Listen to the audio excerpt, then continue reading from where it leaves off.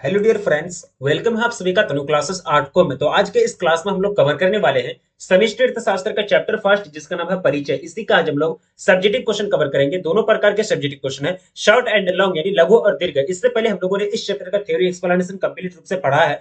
जो भी इस चैप्टर का थ्योरी एक्सप्लेनेशन कंप्लीट रूप से नहीं पढ़े हैं, उसका लिंक आपको इसी वीडियो के डिस्क्रिप्शन में मिल जाएगा, वहां से आप आराम से कवर कर सकते हैं। चैप्टर काफी इंटरेस्टिंग है, क्योंकि इससे बहुत सारे क्वेश्चन आपको बोर्ड एग्जाम में पूछे जाएंगे, चाहे वो सब्जेक्टिव क्वेश्चन हो या फिर ऑब्जेक्टिव क्वेश्चन। ठीक है, इसलिए सबसे पहले आप थ्योरी को कवर करेंगे, उसके बाद चैप्टर से रिलेटेड जो भी क्वेश्चन है उसको आप कवर करेंगे। ठीक है, नहीं तो फिर क्वेश्चन आंसर को भी रटने की नौबत आ जाएगी। तो चलिए स्टार्ट करते हैं। मेरे साथ सभी क्वेश्चन को याद रखने का प्रयास करना है और सभी क्वेश्चन को नोट करने का भी प्रयास करेंगे। ठीक है, तो सबसे क्वेश्चन जो पहला क्वेश्चन है वो है व्यष्टि अर्थशास्त्र और समष्टि अर्थशास्त्र में क्या अंतर है। ये क्वेश्चन बार बार पूछा जाता है बोर्ड एग्जाम में, लॉन्ग टाइप क्वेश्चन में, कि व्यष्टि अर्थशास्त्र और समष्टि अर्थशास्त्र में मुख्य अंतर की विवेचना करें, या फिर व्यष्टि अर्थशास्त्र और समष्टि अर्थशास्त्र में अंतर स्पष्ट करें। ठीक है, आपको बोर्ड एग्जाम में पूछा जाएगा। ठीक है, तो इस प्रकार आपको आंसर देना है। पहले एक कॉलम में आपको लिख देना है, एक तरफ व्यष्टि अर्थशास्त्र यानी माइक्रो इकोनॉमिक्स, दूसरा तरफ है समष्टि अर्थशास्त्र। तो हम लोगों ने चैप्टर वन आपका समष्टि अर्थशास्त्र और व्यष्टि अर्थशास्त्र दोनों का चैप्टर वन का नाम सेम है, यानी परिचय। दोनों चैप्टर में हम लोगों ने पढ़ा था कि व्यष्टि और समष्टि में क्या अंतर है। ठीक है,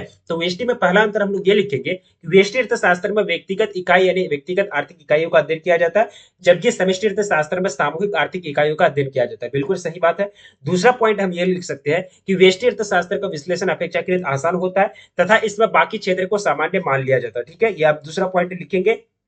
समष्टि की ओर ये लिखेंगे कि समष्टि अर्थशास्त्र का अध्ययन एवं विश्लेषण कठिन होता है। ठीक है, समष्टि अर्थशास्त्र में जीडीपी निकाला जाता है, एनआई निकाला जाता है, ये सब कठिन अवधारणा है, ये सब अध्ययन इसका क्या होता है, कठिन होता है। तीसरा पॉइंट ये लिखेंगे कि कीमत सिद्धांत एवं संसाधन के आवंटन की समस्या का अध्ययन व्यष्टि अर्थशास्त्र में किया जाता है, जबकि समष्टि अर्थशास्त्र में आय और रोजगार निर्धारण सिद्धांत का अध्ययन किया जाता है। अब देखिए चौथा पॉइंट वो ये है कि व्यष्टि अर्थशास्त्र पूर्ण रोजगार की मान्यता पर आधारित है, जबकि समष्टि अर्थशास्त्र अपूर्ण रोजगार की मान्यता पर आधारित है। ये चीज आप याद रखेंगे, ये बेसिक डिफरेंस है वीएसटी और समष्टि अर्थशास्त्र में। वैसे भी चैप्टर वन में हम लोगों ने बहुत अच्छा से पढ़ा था, यहाँ आपको सिर्फ 5 पॉइंट बताया गया, वहां तो पूरा डिटेल्स में आपको पढ़ाया गया है थ्योरी में कि व्यष्टि अर्थशास्त्र और समष्टि अर्थशास्त्र में क्या क्या अंतर है। ठीक है, ये आपका फर्स्ट क्वेश्चन पूछा जाता है बोर्ड एग्जाम में, तो ये आपका फर्स्ट क्वेश्चन हुआ। सेकंड नंबर क्वेश्चन है कि पूंजीवादी अर्थव्यवस्था की महत्वपूर्ण व्यवस्था क्या है, यानी विशेषताएं क्या है, क्या क्या कैरेक्टर है। तो सबसे पहले आप पूंजीवादी अर्थव्यवस्था के बारे में लिखेंगे, नहीं कैपिटल इकोनॉमी। तो ऐसी अर्थव्यवस्था फिर ऐसी आर्थिक प्रणाली जिसमें उत्पत्ति के साधनों पर व्यक्तियों का निजी स्वामित्व यानी निजी कंट्रोल होता है,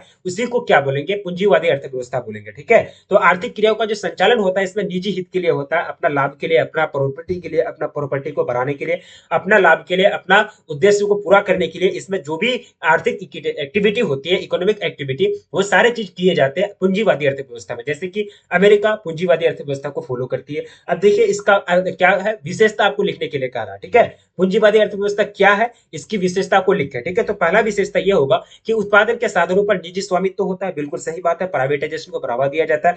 दूसरा है कि बाजार में निर्गत को बेचने के लिए उत्पादन किया जाता है। बिल्कुल सही बात है। तीसरा पॉइंट ये लिखेंगे कि पूंजीवादी अर्थव्यवस्था में सभी आर्थिक क्रियाओं का मुख्य उद्देश्य लाभ अर्जन करना होता है तथा इसमें सामाजिक अथवा सार्वजनिक कल्याण पर कोई ध्यान नहीं दिया जाता, क्योंकि प्राइवेटाइजेशन जहां बढ़ेगा तो वहां सामाजिक कल्याण घटेगा। सामाजिक कल्याण पर इसमें ज्यादा ध्यान नहीं दिया जाता पूंजीवादी अर्थव्यवस्था में, जबकि समाजवादी अर्थव्यवस्था में ऐसा ही होता है कि समाजवादी और सार्वजनिक कल्याण को ही ध्यान में रखते हुए सभी आर्थिक क्रियाकलापों का अध्ययन, एक तरह से अध्ययन और इम्प्लीमेशन की जाती है, उसको लागू किया जाता है। ठीक है, तो ये होता है आपका वेस्ट, वो होता है आपका सामाजिक अर्थव्यवस्था। ठीक है, ये आपका पूंजीवादी अर्थव्यवस्था। ठीक है, चौथा पॉइंट हम लोग ये लिखेंगे कि श्रमिकों की सेवाओं का, श्रमिकों की सेवाओं का क्रय विक्रय एक निश्चित कीमत पर होता है, जिसे मजदूरी दर कहते हैं। ठीक है, अब देखिए, अब देश नेक्स्ट नंबर क्वेश्चन है, ये आपका सेकंड नंबर क्वेश्चन था कि पूंजीवादी अर्थव्यवस्था की महत्वपूर्ण विशेषता को लिखे।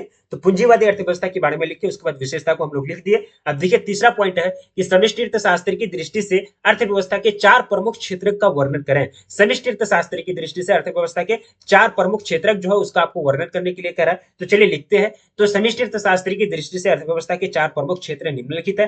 पहला क्षेत्र है उत्पादक क्षेत्र यानी प्रोडक्टिव सेक्टर है। इसमें सभी प्रकार के फर्में सम्मिलित है जो विभिन्न प्रकार की वस्तुओं एवं सेवाओं का उत्पादन करती है। वस्तुओं तथा सेवाओं का उत्पादन हेतु फर्म उत्पादन के कारकों यानी भूमि, श्रम, पूंजी, ये सब पर क्या करती है, डिपेंड करती है, ये सब का प्रयोग करती है। ठीक है, दूसरा क्षेत्र जो है वो परिवार क्षेत्र यानी आपका हो जाएगा फैमिली सेक्टर। यानी इस क्षेत्र से तात्पर्य ये हुआ, यानी इस क्षेत्र से मतलब ये हुआ कि एक व्यक्तिगत उपभोक्ता अथवा एक व्यक्तिगत समूह से है। ठीक है, यानी एक व्यक्तिगत उपभोक्ता और एक व्यक्तिगत समूह से है। यानी परिवार क्षेत्र के बारे में अगर बात की जाए, जो अपने उपभोग संबंधित निर्णय संयुक्त रूप से लेते हैं, यानी मिलजुल करके लेते हैं, परिवार बचत करते हैं तथा सरकार को कर यानी टैक्स का भुगतान करना पड़ता है, परिवार अथवा व्यक्ति फर्मों के उत्पादन के साधन उपलब्ध कराते हैं, बिल्कुल सही बात है। तीसरा क्षेत्र हम लोग ये लिख सकते हैं कि सरकारी क्षेत्र यानी पब्लिक सेक्टर, तो अर्थव्यवस्था में सरकार कल्याणकारी एजेंसी के रूप में कार्य करती है।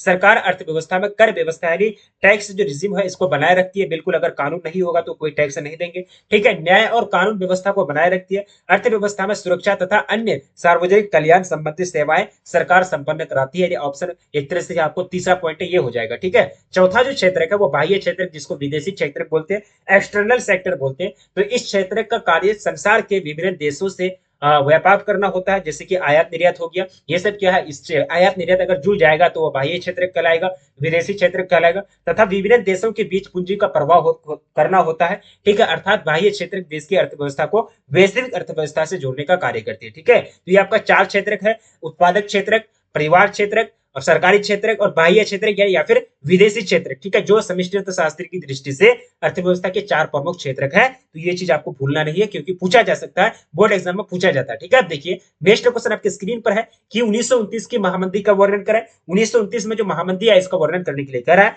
1929 की महामंदी यानी ग्रेट डिप्रेशन ऑफ 1929, ठीक है, इसके बारे में आप लोग को डिस्कस करने के लिए कह रहा है, ठीक है। सिंपल सी बात है, इसका हम लोगों ने अच्छा तरह से अध्ययन किया है, अच्छा तरह से हम लोगों ने चैप्टर में पढ़ा है, ठीक है। तो इसके बारे में हम लोग लिख देंगे। तो 1929 में आर्थिक महामंदी आई, ठीक है, जो 1933 तक बनी रही, ठीक है।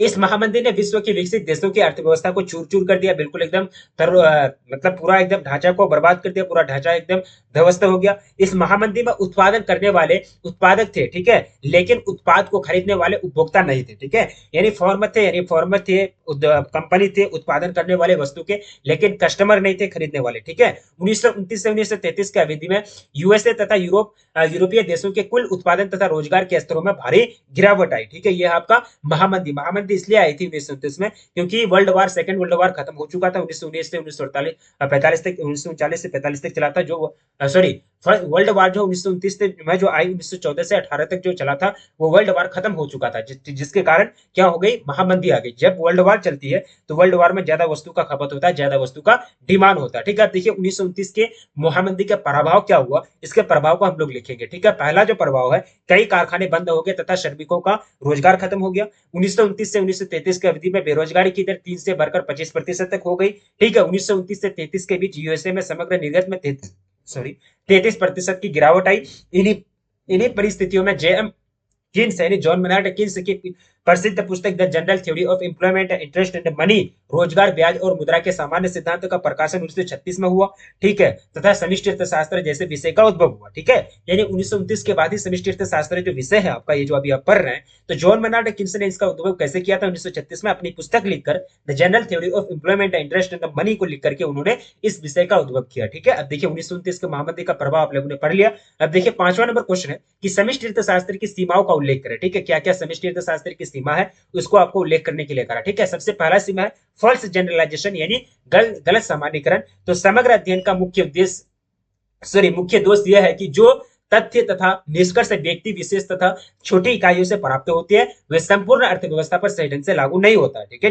जैसे कि समष्टि अर्थशास्त्र में जीडीपी को जनरली मान लिया जाता है और जनरली जो आय होते हैं, राष्ट्रीय आय प्रति व्यक्ति आय जो होता है जनरली निकाला जाता है कि प्रति व्यक्ति आय देश का इतना, क्या सही मायने में मान चलिए प्रति व्यक्ति आय देश का जो है 1,000 मतलब कुछ रुपया है, ठीक है। तो 1,000 रुपया प्रति व्यक्ति है, क्या सही मायने में सभी व्यक्ति का प्रति व्यक्ति आय 100 रुपया है, 1,000 रुपया है? नहीं है। बहुत सारे व्यक्ति बेरोजगार घूम रहे हैं, खाने के लिए भी पैसा नहीं है, तो ये क्या गलत सामान्यकरण हो गया, फॉल्स जनरलाइजेशन हो गया, ठीक है। तो समष्टि अर्थशास्त्र की एक क्या है सीमा है, जैसे कि एग्जांपल के रूप में यह बताया गया। और दूसरा एग्जांपल, यदि एक व्यक्ति बैंक से अपने बचत खाते से कुछ राशि निकासी करता है तो वह सही कार्य करता है, बिल्कुल सही कार्य करता है। लेकिन इसको सामान्य मान लिया जाए कि सभी जमाकर्ता अपने बचत खाते से कुछ राशि निकासी करना चाहता है तो बैंकों का अस्तित्व ही नहीं रहेगा, बैंक का अस्तित्व ही समाप्त हो जाएगा।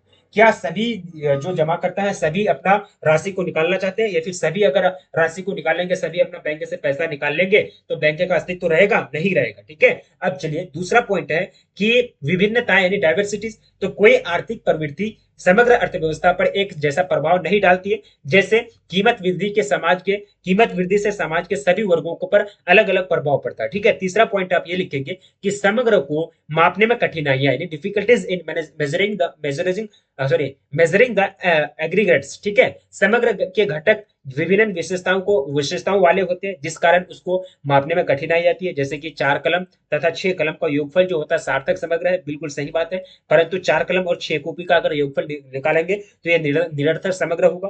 ठीक है, सार्थक तथा निरर्थक समग्र की कुल उपयोगिता को मापने के लिए मुद्रा का सहारा लेना पड़ता है। समग्र निवेश समग्र उपयोग का माप भी क्या होता है, मुद्रा के माध्यम से किया जाता है। ठीक है, ये आपका है एक तरह से समष्टि अर्थशास्त्र की सीमा हम लोग पढ़ रहे हैं। ठीक है, तो 3 प्रकार से 3 पॉइंट आपको लिख देना है कि समष्टि अर्थशास्त्र की क्या क्या सीमा है, यानी मैक्रो इकोनॉमिक्स का क्या क्या लिमिटेशन है, वो आपको 3 पॉइंट में, इससे ज्यादा पॉइंट में आपको लिख देना है। ठीक है, अब देखिए नेक्स्ट क्वेश्चन आपकी स्क्रीन पर है, व्यष्टि तथा समष्टि अर्थशास्त्र में कैसा संबंध है। ठीक है, व्यष्टि और समष्टि अर्थशास्त्र में जो संबंध है ये चीज आपको दर्शाना है।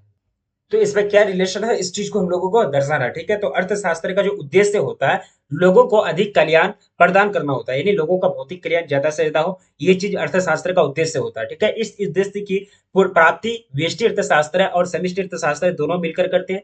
ठीक है, व्यष्टि अर्थशास्त्र संसाधनों का बंटवारा करती है तो समष्टि अर्थशास्त्र संसाधनों को पूर्ण रोजगार प्रदान के लिए प्रयोग करती है। व्यष्टि अर्थशास्त्र क्या करती है, संसाधनों का साधनों का बंटवारा करती है, तो समष्टि अर्थशास्त्र उधर क्या करती है, संसाधनों को यानी साधनों को पूर्ण रोजगार प्रदान करने के लिए प्रयोग करती है तथा जीएनपी को अधिकतम करने के प्रयास करती है कौन, समष्टि अर्थशास्त्र। इस प्रकार व्यष्टि तथा समष्टि अर्थशास्त्र एक दूसरे से पूरक है, यानी एक दूसरे के पूरक है, एक दूसरे पर निर्भर है, और एनआई यानी राष्ट्रीय आय को अधिकतम करने हेतु दोनों सहसंबंधित होकर कार्य करते हैं। ठीक है, ये आपका समष्टि और व्यष्टि अर्थशास्त्र में संबंध होता है। ठीक है, अब देखिए नेक्स्ट क्वेश्चन, मुद्रा प्रवाह क्या है। ठीक है, मुद्रा यानी मनी फ्लो जो होता है ये क्या होता है, तो साधन सेवाओं के बदले फर्में परिवारों को सेवा भुगतान करती है तथा वस्तु पूर्ति के बदले परिवार फर्मों को वस्तु भुगतान करती है, यानी वस्तुओं का भुगतान करती है। सही बात है, इस प्रकार फर्म से परिवारों को और परिवारों से फर्म को मुद्रा का भुगतान किया जाता है, इसे ही क्या कहते हैं, मुद्रा का प्रवाह कहते हैं, फ्लो ऑफ मनी कहते हैं। ठीक है, अब देखिए नेक्स्ट क्वेश्चन है कि मुद्रास्फीति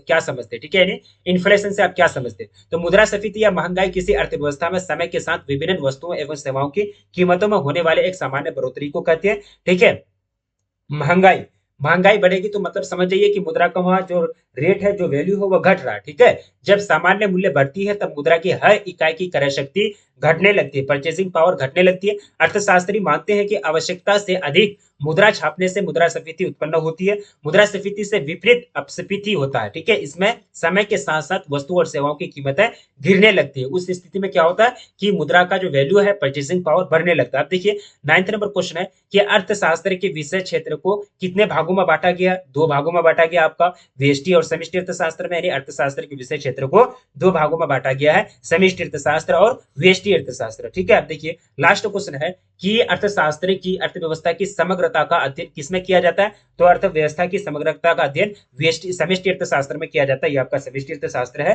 तो इसी में किया जाता है। ठीक है, तो चैप्टर 1 परिचय का जितने सारे सब्जेक्टिव क्वेश्चन बनते हैं इंपॉर्टेंट, ठीक है, वो सभी सब्जेक्टिव क्वेश्चन को हम लोगों ने कवर कर लिया। ठीक है, इसी तरह से आप लोगों को सभी चीज कवर करना है। इससे पहले हम लोगों ने इस चैप्टर का थ्योरी प्लस ऑब्जेक्टिव क्वेश्चन को कवर किया है, तो ये सभी क्वेश्चन आपका इस चैप्टर से मोस्ट इंपोर्टेंट बनता है।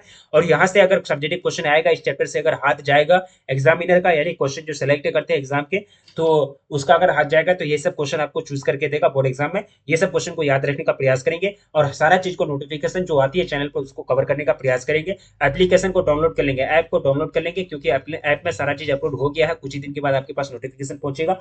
और प्लीज चैनल पर पहली बार आए तो प्लीज चैनल को सब्सक्राइब कर लेंगे और अपने दोस्तों में जम करके एक बार शेयर कर देंगे। ठीक है, वीडियो को लाइक नहीं किया तो प्लीज वीडियो को भी लाइक कर देंगे। मिलेंगे फिर नेक्स्ट क्लास में, तब तक के लिए जय हिंद।